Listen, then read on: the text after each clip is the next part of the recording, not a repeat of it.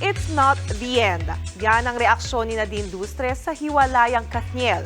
May buwelta naman ang showbiz columnist na si Christy Fermin sa mga nang-bash sa kanila ni OG Diaz. Narito ang report ni MJ Marfori.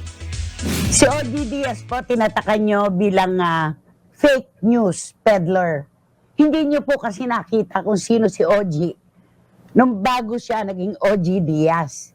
Emosyonal na dinipensahan ng showbiz columnist at host na si Christy Fermin and talent manager na si OG Diaz. Kasunod yan ang kumpirmasyon ni na Catherine Bernardo at Daniel Padilla sa kanilang paghihiwalay na ikinalungkot ng maraming Pinoy. Sa programa niyang Christy Fermin ng 1PH, napa-throwback si Nanay Christy kung gaano ka-dedicated si Mama Og sa kanyang trabaho sa entertainment industry. Sensitibo po ako pagdating kay OG Diaz kasi hindi nyo nakita ang kanyang pagsisimula at kung paano niya binuo ang kanyang mga pangarap sa pagsisipag, pagsisikay, pero tinawag ninyong sinungaling ang ipinakakain sa kanyang pamilya.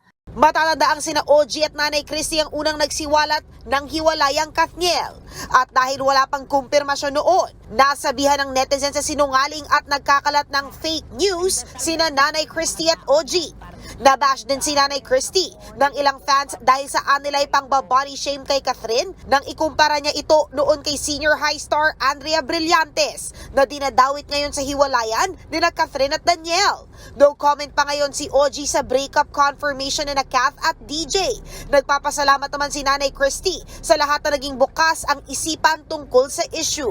Message niya sa Kathniel fan. Hindi ako humingi ng anumang pagdidispensa mula kay Carla, kahit sa mga Kathniel.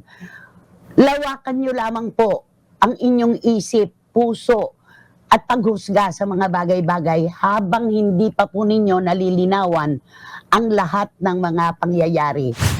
At speaking of Kathniel breakup, nakachikahan din natin dyan si President Nadine Lustre.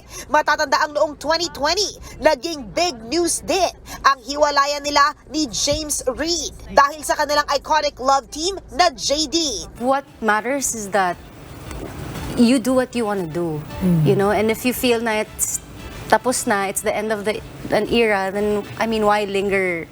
Sabi pa ni Nadine, it's not the end kung mabuwag man ang isang iconic na love team gaya ng Kathniel. It's also different when you're in a love team na parang meron kang thoughts na May pinoprotektahan. you're protecting something and you're thinking about the partner as well. But when you decide kasi to go solo, parang mas iniisip mo na lang yung sarili mo, which is also a good thing. Nagbabalita mula sa Frontline, MJ Marfori, News 5. Mga kapatid, Jania Lipon po, laging maging updated sa latest sa entertainment and lifestyle para maging una sa balitaan. Bisitahin at mag-subscribe na sa social media pages ng News 5.